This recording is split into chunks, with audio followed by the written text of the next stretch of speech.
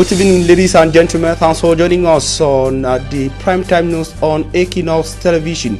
We are live from Cameroon's economic capital city, Douala. Equinoxe breaks silence, reignites legendary media solidarity in Cameroon, Africa, and the world, with the lone push factor being clarity on the whereabouts of Samuel Wajiji, a journalist practicing in the southwest region of Cameroon, following a global outburst in Cameroon, Africa, and the world. The government of Cameroon today tells Cameroonians that Samuel Wajiji, arrested some 10 months ago, died. And the declaration of the government of Cameroon that went further to state that the family knew about it is being contradicted by family members. We shall be giving you exclusively on this edition of the news as they speak from Buea in the southwest region of Cameroon. And of course, you shall be getting media persons speak in this edition of the news. Thanks for being with us.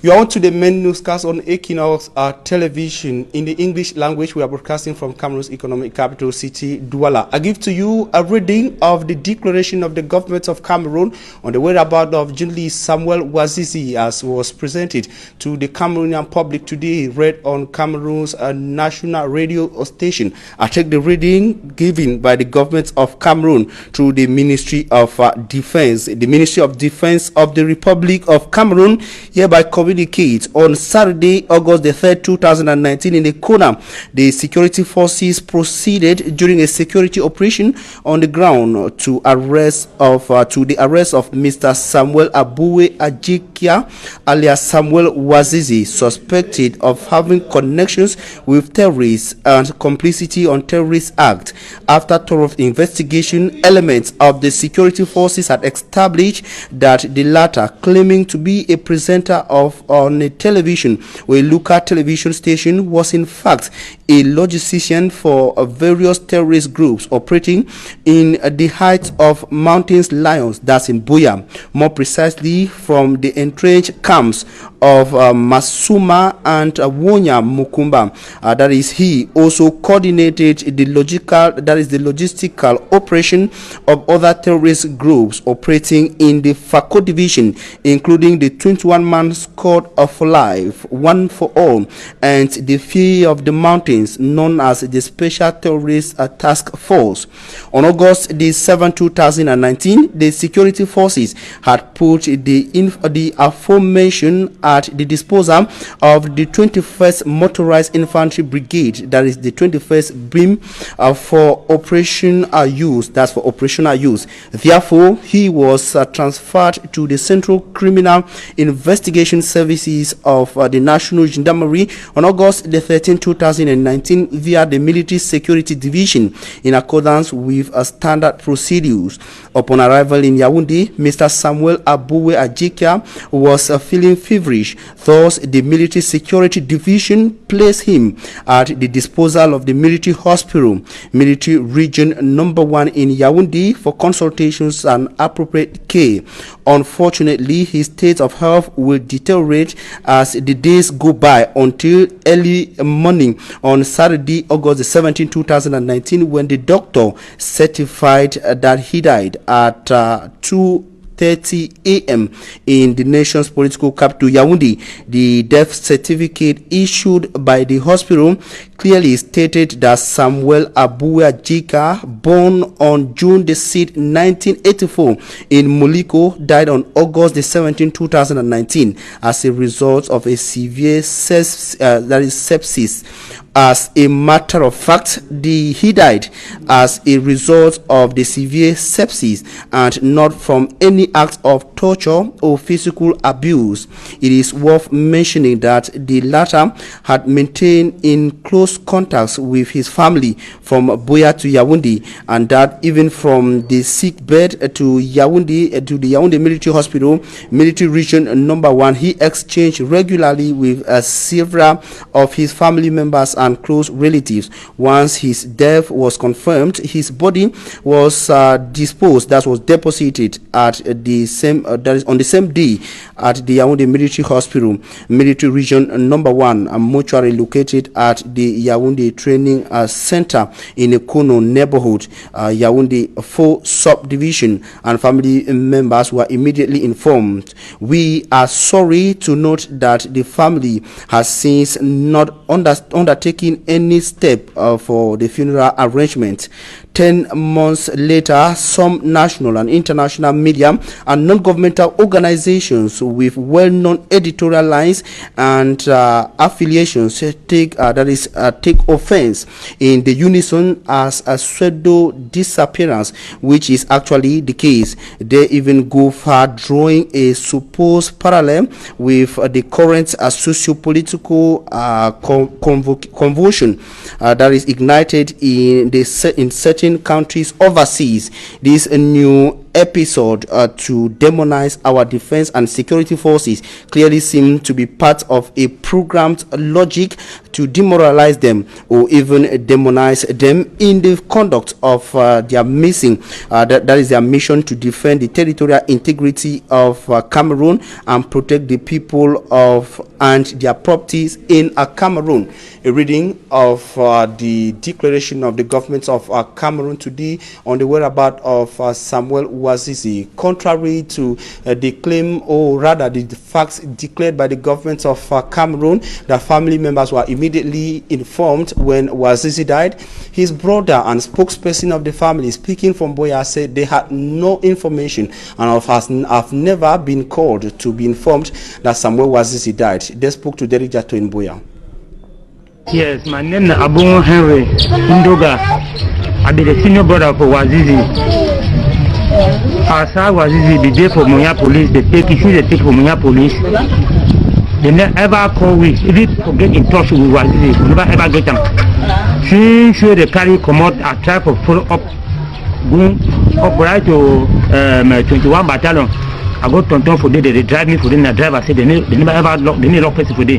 They drive me for day, I come back for judicial police. Cut on top for day, come up for day, come back for Munya. Check what you have to do, it pass me. They call me say, what is the day I one day? Play where the police was it for day, you know they fine. I send 30,000. Me they change for the place. I tell them I say 30,000, me the problem. My problem I say, go for the prison, you give what is the phone, maybe now you talk, I will send you the 30,000, even at 50,000, I will send them. So now so it pass, the man even call him again, I should don't, where we should don't for here, we find always say, okay, see. And one of our prayers was that I am the one who signed the affidavit, was that Wazizi should be brought either dead or alive. Now the state has said he's dead. We are asking for the corpse of Wazizi, and we are calling for an independent investigation as to the death of Wazizi. The governor told the journalists yesterday that when Wazizi left Buya, it's viva voce evidence from our governor that Wazizi was healthy. He went to Yaoundé strong. So now they are saying over the TV that he had fever and that he died of something, we don't know. But we are not here for that. We just came to express our condolences to the Biri family, to express our condolences to Henry Abue, Wazizi's elder brother, and Wazizi's elder sister, and all the other family members here. We are just here to tell them that they should take heart, that we are with them in spirit. It's a very difficult time even for the journalism family. We express our condolences to the family and even to the journalism family as a core. A brother to Wazizi speaking on behalf of the entire family from the southwest region of Cameroon. You also listened to a declaration of a member of the defense team of Samuel Wazizi. And journalists in Cameroon have not been silent since Equinoxe since Equinoxe declared the death of Samuel Wazizi. They've been reacting, and today we hooked up with some leaders in the journalism profession in Cameroon, and some were rather not comfortable with the move of the government of Cameroon, but they went further to call on young journalists in Cameroon not to give up. Government should get civilized and then civilize its security, defense and intelligence forces. it is within the province of a journalist to have sources. A journalist cannot disclose, for instance, where the armory of the military is.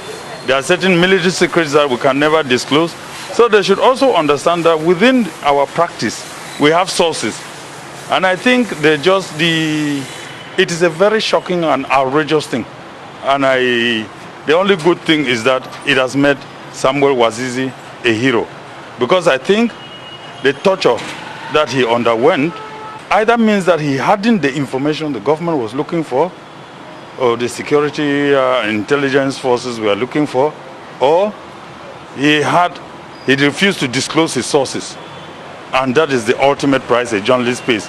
You don't disclose your sources. But it is within the province, it is the right of a journalist to have information, even the telephone numbers of rebel leaders. Why not? Because he has to, and he helps to inform the government to take certain decisions. For instance, if he gets information that they are going to attack somewhere and he has the information that they're planning to attack, will that not help the government? The government should stop behaving as if journalists are their enemies. I want to first of all express my condolences to the family of Samuel Wazizi for the demise, and to say that it's a big loss within the media family. So much has been said about his death, and for government to come this time around to issue a communique stating the reasons or how he died, I think it is too late. It is like selling after the market. I don't think government had to wait for journalists and for human rights groups to come out to protest, to demand justice before they are giving their own views or saying what they are now saying, the circumstances under which he died. I think government should be proactive. If what government is saying now that said it earlier before, I think all what is being said now in the media or what the human rights organizations are saying wouldn't have come up. So this is a wake-up call for us journalists to be very, very professional, to work within the ambit of the law. You of the younger generation, I have said that you should tread with care. It doesn't mean that you should abandon journalism. You cannot abandon journalism if God kept and tailored you for a journalist. And if the watchdog, people have been challenging the journalism profession. If the watchdog, they say they only criticize, the Equinoxe only criticizes, the Post only criticizes. Well, if the philosophers gave the name of the press as a watchdog, what does the watchdog do? It barks when it sees danger. It barks when it sees something going wrong. That is the role of, so journalists are supposed to criticize. You guys should carry forward, but tread with. You listened there to Budi Adams, publisher of the Post newspaper, and De Richard, publisher of the Herald Tribune. And we also hooked up with a journalist based in Bamenda in the northwest region of Cameroon, Larry Ochina. Take a listen to him. It's really gross human rights violation, high degree of immaturity from the persons or authorities connected to this particular situation. I'm saying so because the government knew all along that Wazizi died in August 2019, and yet they allowed people to keep going to court day in, day out, and the case was being adjourned. And behold, today they come up and give an announcement that Wazizi died ere long, and they're announcing it in June 2020. This is purely disrespect of humanity. This is purely violation of human rights, not just of a journalist, but of human rights generally. Because I think that a government who respects the citizens should be responsible enough to tell us day by day or day to day issues that actually surrounds the country. They must not talk out of pressure. I'm sure this is coming out now because we had to go to an extent to say what we're saying, to try to pressure them to give us this information about Wazizi. It's really wrong. This guy was kept in detention for 10 months, and then they're telling us this today. I think it's extremely gross human rights violation, which I think the government should redress. The lead defense counsel in Samuel Wazizi's case, Barrister Emmanuel Nkia, comes back to what happened during the arrest and detention of journalist Samuel Wazizi in Buea on August the 2nd, 2019. Mr. Samuel Wazizi, as he's popularly called, was arrested in August. When he was arrested in August 2019, that was in early August, on the 2nd of August 2019, my colleague Barrister Ewule, acting then as counsel for Wazizi, visited him at the Munya police station. And at that point, he had informed Barrister Ewule that he was being suspected on issues touching on anti-terrorism law and allegations which he denied. And from that point, Barrister Ewule kept a constant touch with him, and because Barrister Ewule believed at the time that the police in Munya, where he was held, I think they called 3rd District Police Station, did not have the competence to actually investigate such offences, or were not well equipped to investigate such offences. He insisted that Wazizi should be moved to the Judicial Police, which is more competent in investigating such offences. And they assured him, and on the particular day when they were supposed to move Wazizi to the police, Judicial Police, Barrister Ewule was at the Judicial Police to receive him and to assist him as is required by law. But unfortunately, whilst he was there, he received information that Wazizi has been moved, that has been seized from the police by elements of the 21st Military Infantry Battalion in Boya, what you call BIM. And being the pushful lawyer that he is, he went to the office of the BIM where he was threatened and sent away. So when that happened, the only other legal recourse that we had was to file an action in court. In the following excerpt, Barrister Kia Emmanuel comes back to detail what the lawyers went further to do, even just after the first habeas corpus tabled was rejected in the court in Boya. November, and again this time we tried to work according to the to amend the errors that the court pointed out. So we used Barrister Ewule to file on behalf of Samuel Wazizi. And the way the habeas corpus procedure operates is that when you file an action before the court, an application before the court, the judge will look at the facts. If the facts prima facie, that on the face of it disclose some sense of arbitrariness, then the court will make an order suo motu. That is, by the court will make an order of its own motion, directing that the people who are allegedly keeping the detainee, or who are allegedly arrested the detainee, should produce it alongside all the supporting documents, warranting his arrest and detention. That is what was done in this case. But surprisingly, we who are the applicants in this matter were not given a copy of that order. The order was rather given to the legal department. And we filed an application that we should be given a copy of that order. That application was dismissed. Now the legal department, which was now required to serve this order on the regional delegate for national security and the commander of BIM, refused to do so. They refused to serve the order on them. And because they refused to serve the order on them, these people were not under any legal obligation to produce Wazizi. The legal mind, Barrister Kia Emmanuel, went further to condemn what he calls violations in the case pitting Samuel Wazizi and the state of Cameroon. He was arrested in Munya, he was kept in Munya police station. And if the legal department was doing his job well, they should know why he was there. They should know, they should have been the one to issue the warrants. And so we assume that if the legal department is not aware of why Wazizi was arrested, or why he was detained, or where he was detained, then it confirms our assertion that his arrest was arbitrary. It confirms our assertion that his detention is arbitrary. So the last time we went to court on the 14th of May, we moved our application, and the court, halfway through the proceedings, we discovered that the legal department had filed submissions in reply. We were not served.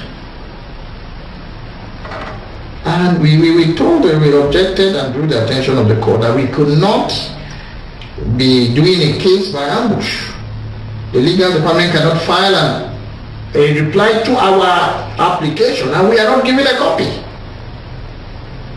It suggested that the whole process was being shrouded in secrecy.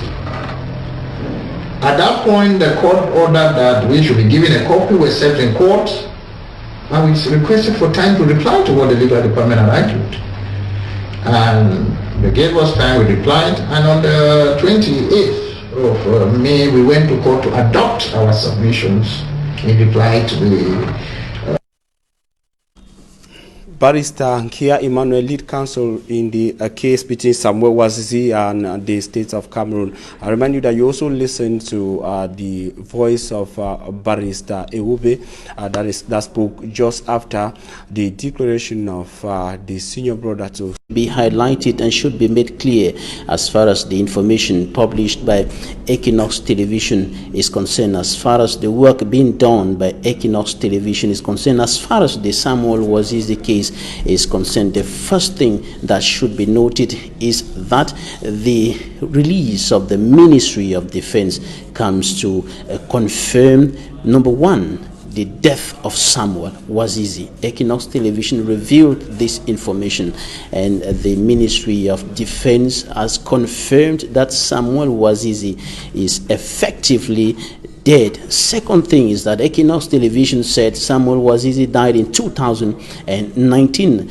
and once again this has been confirmed by the release of the Ministry of Defense of the Republic of Cameroon. And another precision that we brought yesterday was about the fact that Samuel Wazizi died in the month of August, and he died on the 17th of August as precised by the Ministry of Information, the Ministry of Defense rather. And it should be noted that we indicated here that Samuel Wazizi died before the end of the month of August, and we had the information about the date on the 17th of August, but we were still cross-checking the information and getting everything precise when this communique came to give the precision that he died on the 17th of August 2019. And of course, we also indicated that Samuel Wazizi arrived the nation's political capital from the southwest region, where he was arrested in a critical health condition. And this is what was highlighted in the release of the Ministry of Defense. And of course, we also indicated that Samuel Wazizi died effectively in a hospital in the nation's political capital. Yes, that it is stand unique to Equinoxe. Equinoxe having is reputed in Cameroon for its unique way of fact finding. A stand which is not yet understood by some people in Cameroon, mainly government officials. Some see Equinoxe as always criticizing or stepping on the toes of government officials. It is rather unfortunate for me, Armstrong Sander, that in the release of the Ministry of Defense, once more there is something that is highlighted, which is coming again and again. It was the case recently when the Minister of Territorial Administration accused some media organs, citing Equinoxe Television and some others, of working with some international bodies to destabilize the nation. And once again, the Ministry of Defense is saying that some media organs, though it did not clearly cite Equinoxe Television, it is Equinoxe that gave the information, that revealed that information on the death of Samuel Wazizi. And so the Ministry of Defense in its release thinks that some media organs are working to destabilize the nation. It should be clear for me, Armstrong Sander, it should be clear. Equinoxe Media Conglomerate, Equinoxe Television, Equinoxe Radio, La Nouvelle Expression newspaper has never, is not, and will never work to destabilize the nation. Giving accurate information, giving factual factual information revealing the hidden things is not destabilizing the nation. For me, Armstrong Sander, we have been working within the ambits of the ethics and deontology of the profession, and with respect, or we have been respecting the laws of the land. So we are not out to destabilize the nation. We are out to serve the nation, to serve the people, as our motto indicates, the channel of the people. The chaîne du peuple. It came at a time when family members were still expecting, calling the league, the defense team, to ask questions on the whereabouts of their brother. Even at a time when a habeas corpus was submitted already and pending at the court in Buea, and the government says the family was aware. Family members on their part saying they were never called to be informed that their brother died. Of course, it is one of the contradictions and Babila Jonathan, Equinoxe today took the pains to go straight to the family immediately after the declaration of the government of Cameroon. Exactly, that is what we have been doing. Fact finding, cross-checking the facts, getting the facts from the right sources. And today we could do everything possible to get a family member to respond. And the family member who spoke in this newscast simply said they were never contacted for any information concerning the death of Samuel Wazizi. He's the senior brother of Samuel Wazizi, so he's a close family member. And it should be noted that we are working on facts, and facts are secret, as it is said in journalism. Facts, we are not working on rumors. We are bringing to the people facts. And so what you were highlighting a while ago is just one of the contradictions, yes, in the one of the curiosities in the press statement of the Ministry of Defense, because it says that he died and the family members were informed while there was a court case going on at the Faku High Court. A court case going on. Does that mean that the authorities of the Faku High Court were not informed about his death? A question begging for answers. Begging for answers. Babila Jonathan, Equinoxe is an example to many young professionals in Cameroon. At a time when a journalist goes through what Wazizi has gone through, probably because of his way of finding information, or probably because he got some facts that government needed to know, will that go to discourage journalists, those who are under you, speaking as the editor-in-chief of the English News Department of Equinoxe Radio and Television?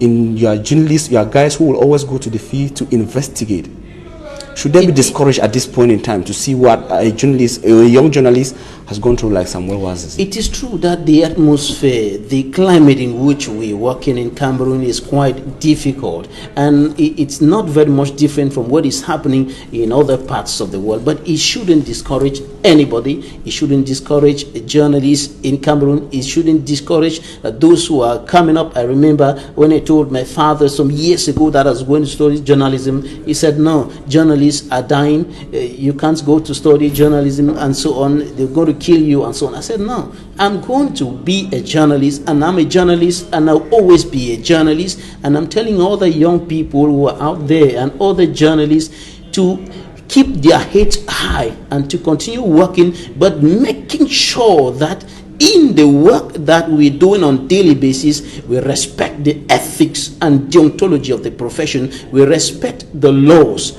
of the land.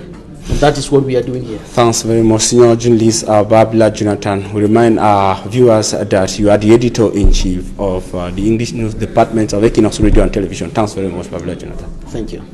Ladies and gentlemen, we shall continue in this newscast with reports on the very pathetic stories of the people of Magba, a locality in the Adamawa region of Cameroon. They lack water. Rather, in the Nun division of the West region of Cameroon, potable water is a main problem to the people at the time when people are expected to regularly wash their hands to keep safe from COVID-19. Immaculate Fogwe tells us more in the following report. It is from this doubtful source that some inhabitants of Magba in the Nun Division West region of Cameroon get water to drink. Nous n'avons pas d'eau propre. Nous n'avons pas de puits d'eau. Our taps are dry. The source most of us are using are stagnant and exposed to all types of germs. A lot of children are now suffering from bilharzia in our area. Though the government sent us medicines, we still suffer from waterborne diseases. At a time when the population is expected to adhere to hygiene rules, notably the washing of hands with water and soap in order to bar the way of the coronavirus, inhabitants of Magba say they have to cover long distances in order to get access to the precious liquid. We have to cover a distance of close to 15 to 25 kilometers in order to get the precious liquid. We are really suffering. The mayor of Magbar, speaking off camera, refutes the fact that his people are facing water crisis. He says those propagating the narrative are doing so in bad faith. Inhabitants of Magba maintain that there is a water problem. They are asking municipal authorities to do something about it. And over a dozen persons have been contaminated who have contacted the coronavirus in a locality known as Penka Michel in the west region of Cameroon. The information was released by the senior divisional officer for the area, as Simat Njikan Gilbert tells us more in the following report. Penka Michel in the Menua division of the West region. At a time when government says people should wash their hands regularly as a way to kill coronavirus, the inhabitants go for days without water. On ne saurait ici occulter notamment le problème d'eau. L'eau.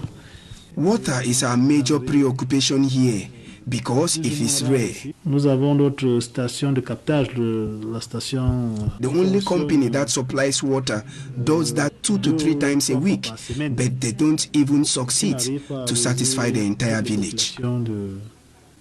La commune de Penka Michel, notamment du centre urbain. The non-respect of the barrier gestures put up by the government and the lack of water has made some of the inhabitants of Penka Michel to be infected by coronavirus. Effectivement, il y a environ un mois. 1 month ago, we recorded the first case of a COVID-19 patient. The couple, as we speak, is recovering. La courbe va crescendo car nous sommes aujourd'hui. But we already count now half a dozen number of people infected. Testé positif de coronavirus dans notre circonscription administrative. We have also recorded 2 deaths as a result of the virus in our vicinity. 2 décès.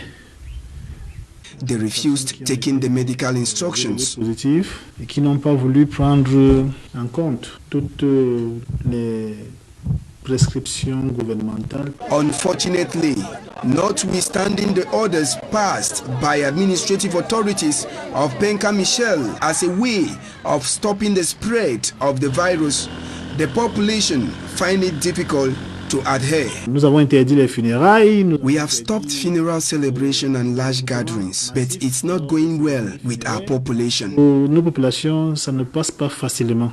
It is in line with this that the people of Penka Michel were again sensitized to enable them know that COVID-19 is real.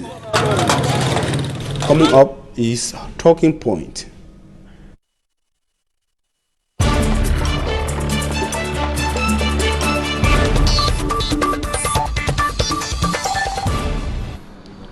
Thanks for staying with us, ladies and gentlemen. We are receiving a medical or a health expert from Johannesburg in South Africa. He is Professor Henry Fomondam.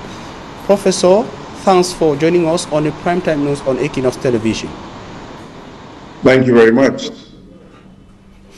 Professor, we start straight away with COVID-19, a key issue across the globe. It is said that the detrimental effects of COVID-19 may last longer and even be more, perhaps in Africa. Why so? Well, once more, thank you very much for inviting me. Talking Point.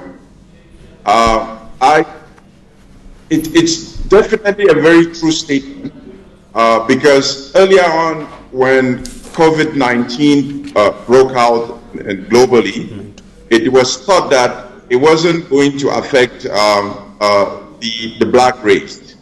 But eventually we saw from the reports in the US that it actually disproportionately affects the black race. And it's now thought that in all of these months, it's only about 160,000 cases that have actually been tested in Africa. So the prediction is that Africa is not testing in South Africa has tested about South Africa has about 40,000 cases that are confirmed. They have tested over 850,000 cases. And so testing positive, it's a function of how many people you actually screen, how many people you trace, how many people you identify. So everybody thinks that in Africa, it's highly possible that we're not tracing them very well, we're not identifying the cases, we're not screening them properly, and so we're coming back with a much lower number. And so it's highly possible that we're going to have COVID-19 linger around the continent for a very long time, longer than you would find in other continents or in other countries of the world. And so that is a major concern that the different governments, including Cameroon and all the other governments, would have to pay particular attention to the number of cases, to the screening process, to the testing procedure, to the tracing, and most important, how you educate the members of the community to be able to know when to be able to report a suspected case so that it could be traced. Professor, how logical and scientific is that narrative at the time when we know that COVID-19 is a disease? When you have it, after some time it should manifest on you, or you should go sick and needs to be taken to the hospital. Well, this is what happens. With COVID-19, about 80-something% of it is what you call self-limiting. There are people who will have COVID-19 and would probably not even take any medication or take just an antipyretic or paracetamol, for example, and it would go away. So they actually, in 80-something% of the people, it is self-limiting. But you have another percentage of the people that the immune system cannot build itself up. And those are the people that get really sick. And you have to be able to understand and educate the people how to report, where to go to. Do they have access to care? Is it readily available? And that's the challenge that we have with COVID-19. And we are very concerned about what is happening on the continent, that you may have a situation on the continent where these people are not being picked up, the reporting is very low, and so we assume that the transmission is very low in some of the African countries. It probably is not true in that interpretation. All right, Professor, we're talking also at a time when African governments, even before COVID-19, had problems with the health system, have problems with their budget, have had problems with infrastructure, and a lot of that. You are doing in South Africa, it's a little more advanced than in other African countries, but you are in Africa with the realities. How should governments in poorer countries really tackle the issue? Because it's scary to hear that the effects might be detrimental and even last longer and be more destructive in Africa. Right. Thank you very much. That's a very important question. You're actually talking about the public health system that we have in Cameroon and other African countries. Now, the public health system has a number of roles that it has to play in each country. The primordial role is to make sure that you do health promotion, which means health education, health literacy. You have to preserve the health of the people, and you have to restore the health of the people. In all of this, the most important thing to talk about is health, is disease prevention. And in doing that, there are a number of factors that we have to take into play. What is the leadership, healthcare leadership that you have in the country? Now, healthcare leadership generally means the government and the public health sector. But it can't be the government doing it alone. It has to be the government working with community leaders and, of course, individuals taking responsibility of their health. Now, health leadership also means a lot of things. How do you work with all the development partners that you have in the country? Do we have a national health strategic plan in Cameroon that you can open up And it will tell you how does Cameroon want to handle the issue of TB, HIV, malaria, all the other diseases that are existing. What is the 5-year development plan that you have? That's healthcare leadership, and which we can talk about it some more. But healthcare infrastructure, which I will limit it to the physical infrastructure. Generally speaking, in Africa, we advocate for people to live about 10 to 15 kilometers the most from a primary healthcare clinic, which should be well equipped. We should have the human resources. It should have the commodities, the medications that you need. But generally speaking, on the continent, we don't have that. That makes the healthcare system very weak and very vulnerable to pandemics like COVID-19. And are we going to be having more pandemics coming to this continent? The answer is when, because it's not a matter of doubting it. We're going to be having more pandemics coming nowadays because of deforestation, because of the fact that we're having people now having pets like pythons, like all exotic animals have become pets. A lot of the new pandemics that we usually get comes from animals, and that's because we now have a closer relationship. In the West, people have spiders as pets, people have pythons, like I speak, as pets. In Africa, for example, the concern is the fact that we're expanding in Africa, and so you're going to have a situation where people who are naturally hunters, they interact more with the various animals, with the kill that you have. And so because a lot of viruses, the natural host is various animals. When you interact to that extent, then you have a situation where it is being transmitted into the humans, and then we have another pandemic. And so those are some of the factors that you see. Healthcare financing is another very important factor. Now, most of African countries, Cameroon inclusive, they're overly dependent on donor funds. With HIV, for example, which is an area that I've worked in so many different countries, there are so many countries where about 90% of their budget on HIV comes from donor funds. You cannot be so dependent on donor funds. It's not sustainable. And that's why you see the healthcare system in Africa is extremely weak because of factors like that. And then human resources, which is one of the areas where I teach my students about. Of course, that's where we lost it with a guest on tonight's edition of the news. He was speaking all the way from Johannesburg in South Africa. Professor Henry Fomondam, a health expert, of course, talking on the situation of COVID-19 and how it can affect the African continent. Ladies and gentlemen, we put an end to this edition of the news on that note. And of course, thanking you for your very kind attention. Wishing you a blessed stay in the company of programs on Equinoxe Television at 8 p.m. You shall be having a full newscast in the French language. Have a nice evening.